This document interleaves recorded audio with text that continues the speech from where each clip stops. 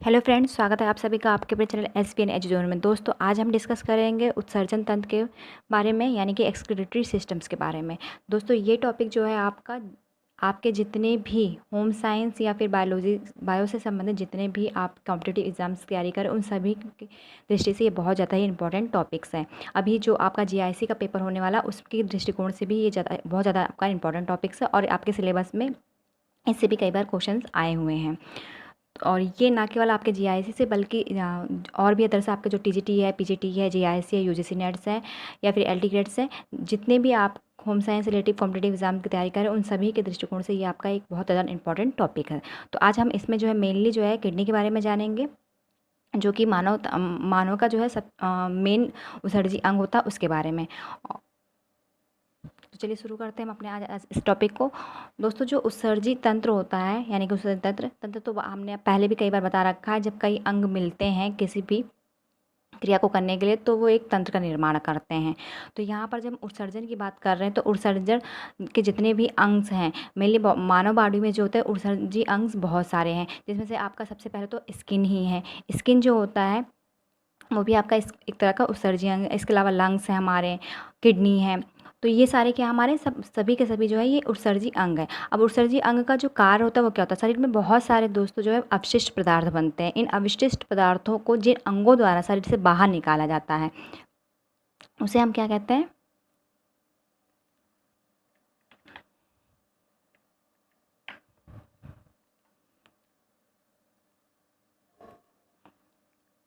उन्हें हम उत्सर्जी अंग कहते हैं। और इन पदार्थों को बाहर निकालने की जो क्रिया होती है वो क्या कहलाती है, उत्सर्जन क्रिया कहलाती है। जैसा कि मैंने अभी शुरू में आपको ये बताया कि उत्सर्जी जो अंग है वो मानव शरीर में जो है कई से हैं। सबसे पहले जो उत्सर्जी अगर हम अंग देखें तो हमारी स्किन ही एक तरह का जो है उत्सर्जी अंग है। उसमें क्या होता है, जो स्किन होती है, जितने भी हमारे शरीर में अवशिष्ट कुछ क्या कहते हैं विषैले तत्व होते हैं, टॉक्सिन्स होते हैं, उनको बाहर निकालने का कार्य जो होता है ये स्किन हमारी करती है। जैसे जो पसीने के रूप में उसको बाहर निकाल देती है। और इस पसीने में जो है कुछ जो है नमक के तत्व भी पाए जाते हैं। तो जो एक आपका जो उत्सर्जी अंग में हो गया वो क्या है, आपका त्वचा हो गया। त्वचा हमारा जो करता है या पसीने के थ्रू जो है इन जो भी टॉक्सिन्स बॉडी के अंदर बन रहे हैं उनको भी बाहर निकालने का कार्य करता है। इसी तरीके से हमारा लंग्स है।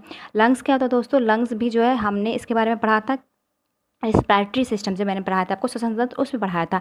इसमें क्या होता है, जब हम सांस लेते हैं और कार्बन डाइऑक्साइड बनती है बॉडी में, तो कार्बन डाइऑक्साइड क्या है, एक अवशिष्ट पदार्थ है, अवशिष्ट गैस है, जिसको शरीर से बाहर निकालना जरूरी होता है। तो ये बाहर निकालने का कार्य कौन करता है, फेफड़ा करता है। तो इसके बारे में हम पहले पढ़ चुके हैं। इसी में आपका उत्सर्जी अंग में हमारा क्या होता है, जो है बड़ी आंत भी है आपकी और मलाशय। इसके बारे में हमने जब अपने डाइजेशन सिस्टम जब वो पढ़ा तो वहाँ पर पढ़ा रखा था। तो ये क्या था, ये भी आपका उत्सर्जी अंग में ही है, जो क्या करता है, अनपचे भोज्य पदार्थों को, जो भी हमारी बॉडी में जब हम भोजन करते हैं तो जो जितना भी अनपचा भोज्य पदार्थ होता है उसको बाहर निकालने का कार्य ये करता है। लेकिन क्योंकि हम यहाँ पर मेनली मैंने स्टार्टिंग में बताया कि उत्सर्जी अंग में जो हम मुख्य अंग के बारे में पढ़ेंगे, उसके किसके बारे में पढ़ेंगे, किडनी के बारे में पढ़ेंगे। यहाँ पर हम किडनी के बारे में पढ़ेंगे।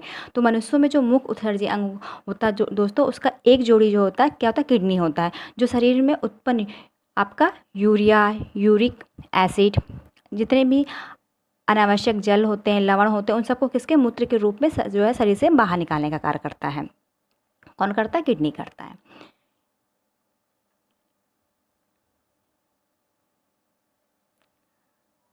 अब एक किडनी दिखता कैसा है, मतलब इसके बाहरी स्ट्रक्चर के बारे में अगर हम जानेंगे तो बाहरी स्ट्रक्चर कैसा होता है उसका, ये बाहरी स्ट्रक्चर अगर आप देखोगे तो सबसे मेन इसका जो कलर होता है वो कैसा होता है, हल्का गुलाबी या लाल रंग का आपको ये दिखाई देगा। इसके अलावा देखने में ये कैसा सेम के बीच के आकृति का आपको दिखाई देता है, जो कहाँ पर स्थित होता है हमारे शरीर में, जो हमारे उधर गुहा में पीठ की ओर, कमर के नीचे कैशोरिक डंडे के दोनों ओर एक एक स्थित होता है।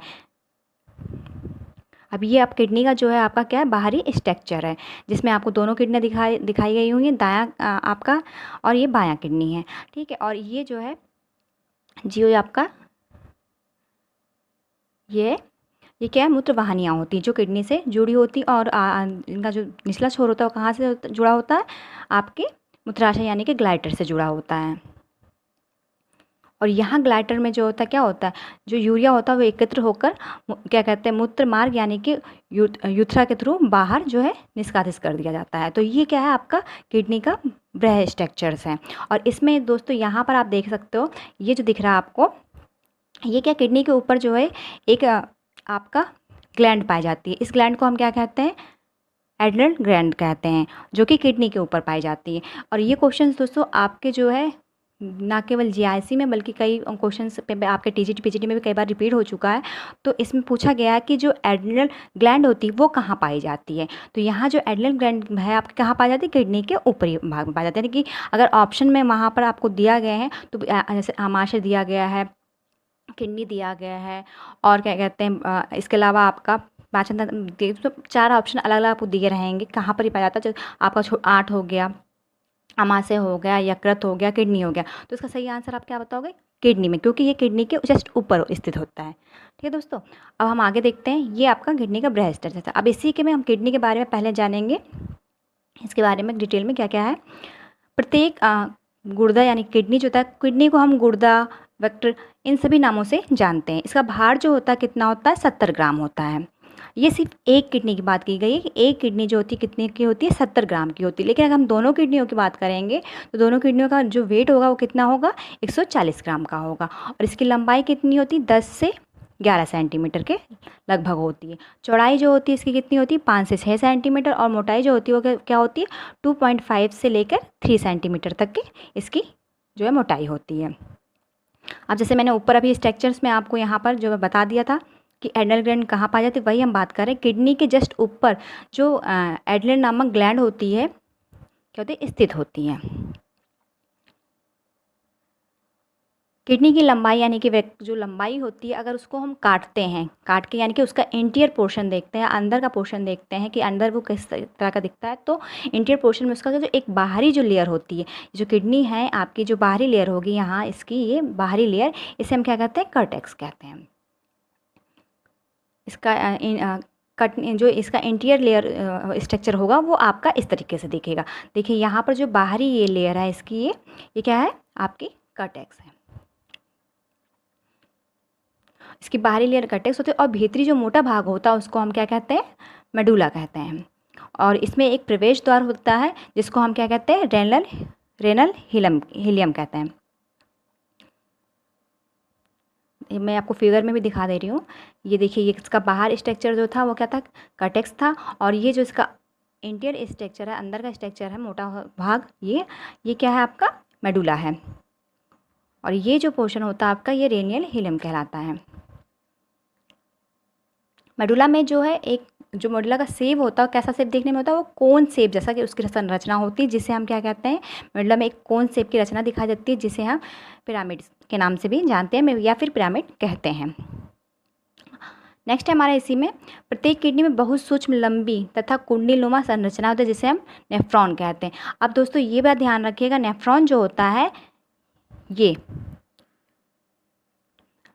किडनी में जो बहुत महीन ढेर सारी बारीक जो है रचनाएं दिखाई देती है, उसको हम नेफ्रॉन नाम से जानते हैं। और नेफ्रॉन की जो संख्या होती है दोस्तों, वो लगभग कितनी होती है, 1,30,000 नेफ्रॉन जो होते हैं किडनी में पाई जाती है। लगभग इतनी जो है आपको नेफ्रॉन की संख्या मिलती है। और ये नेफ्रॉन होता है, ये जो होते हैं किसी भी किडनी की क्या होती है, कार्यात्मक इकाई होती है, क्योंकि यूरिया का निर्माण करने का कार्य जो होता है कौन करता है, नेफ्रॉन ही करता है।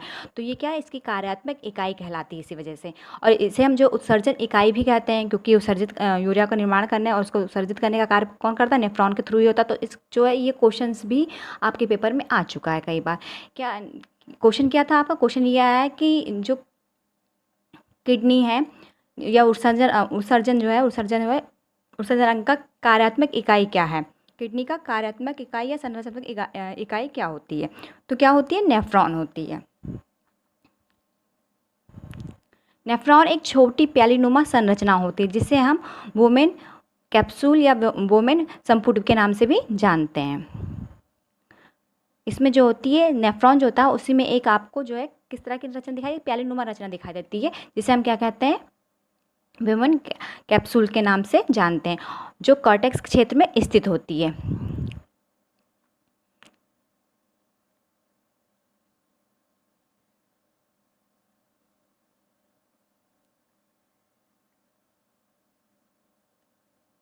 रुधिर से उत्सर्जित पदार्थों को हटाने का काम नेफ्रॉन द्वारा होता है। जो रुधिर है, क्योंकि किडनी क्या करती है, ब्लड को छानने का कार्य करती है, फिर उसमें जितने भी अवशिष्ट पदार्थ होते हैं उन्हें क्या करते हैं, वो छान के निकालने का कार्य करती है। तो जो नेफ्रॉन होता है, मेनली जो रुधिर में जितने भी उत्सर्जित पदार्थ को हटाने का काम करता है वो किसके द्वारा होता है, नेफ्रॉन के द्वारा होता है। और नेफ्रॉन ये कार्य कैसा करता है, 2 चरणों में करता है। रुधिर से जो उत्सर्जित पदार्थ हो उनको ये इस कार्य को कंप्लीट करने के लिए क्या होता है, इसमें 2 चरण होते हैं। पहला चरण आपका क्या है, पहला चरण आपका जो है वो क्या है, फिल्ट्रेशन है, यानी कि निष्पादन है। दूसरा जो आपका चरण है वो क्या है, रीअब्जॉर्प्शंस है, यानी कि पुनर्अवशोषण होता है इसमें। अब हम फिल्ट्रेशन के बारे में देख लेते हैं। फिल्ट्रेशन में क्या होता है, फिल्ट्रेशन की क्रिया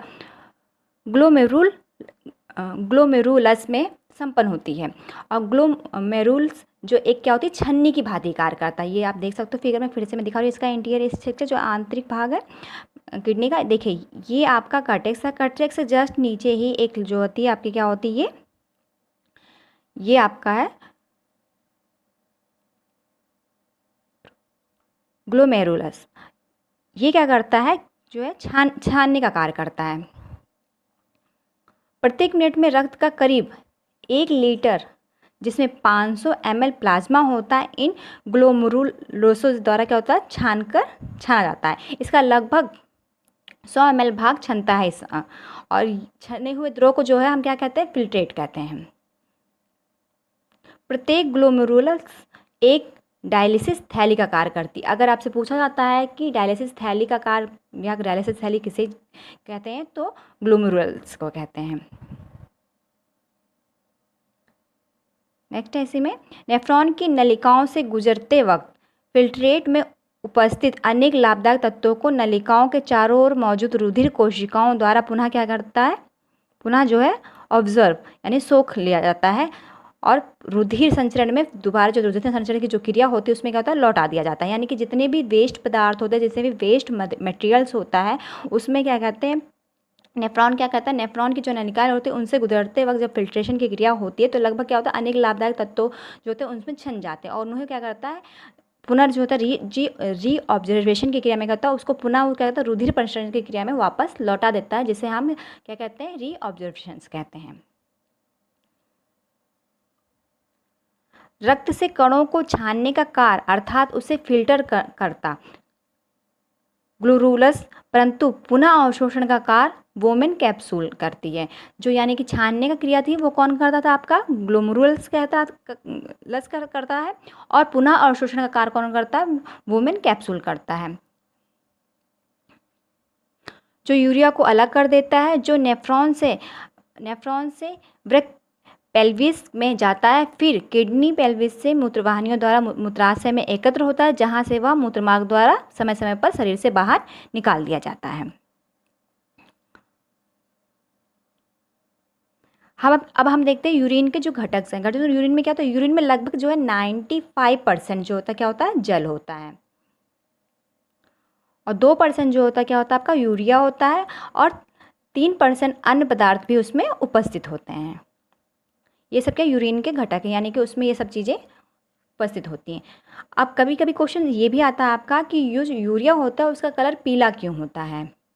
मैंने सिर्फ यहाँ टॉपिक वाइज जो है सिर्फ वन लाइनर्स आपको रख के जो इंपॉर्टेंट चीज़ें उन्हीं के बारे में बताया। तो अब आपसे क्वेश्चन में ये भी पूछा सकता है कि यूरिया का कलर जो होता है वो पीला क्यों होता है। तो क्यों होता है, इसमें जो है यूरोक्रोम उपस्थित होता है, जिसकी वजह से इसका कलर कैसा होता है, पीला दिखाई देता है। यूरिन साधारणतः हल्का अम्लीय होता है। जो यूरिन होता है वो उसका जो रूप होता है वो कैसा होता है, हल्का अम्लीय होता है, यानी कि वो आपका एसिड उस पे होता है, और उसका पीएच जो होता है वो कितना होता है, 6। समानता मनुष्य दिन भर में जो है कितना 1.5 लीटर जो मूत्राशय उत्सर्जित करता है। जो मतलब दिन भर में ये क्वेश्चन भी आ चुका है कि दिन भर में जो है या फिर क्या कहते हैं जो यूरिन है वो कितना लीटर जो है क्या कहते हैं आपका इकट्ठा होता है। तो इसमें क्या है आपका 1.5 यानी कि 1.5 लीटर। मूत्र यानी कि यूरिन की मात्रा बढ़ जाने को हम क्या कहते हैं, मूत्रलता यानी कि ड्यूरेसिस कहते हैं। यूरिन का पतला होना डायबिटीज़ रोग का लक्षण होता है। अगर यूरिन पतला है तो वो किस चीज़ का आपका लक्षण है? डायबिटीज़ का होने का लक्षण है।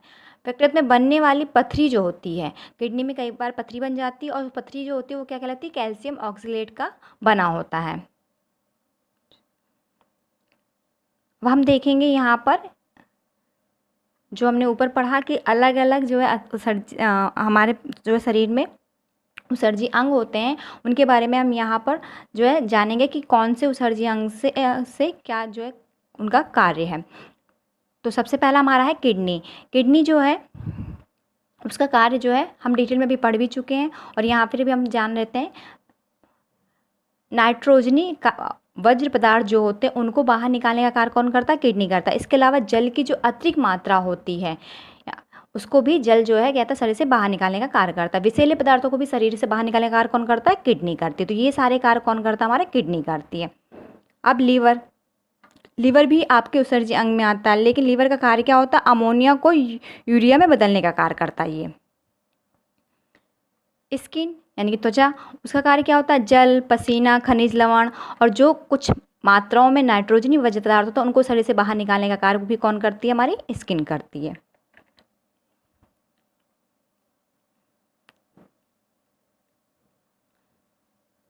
फिर है लंग्स यानी कि फेफड़े। फेफड़े का कार्य क्या है? कार्बन डाइऑक्साइड जल को वाष्प में बाहर निकालने का कार्य करती है। ये सारे कार्य कौन करता है? हमारे लंग्स करते हैं।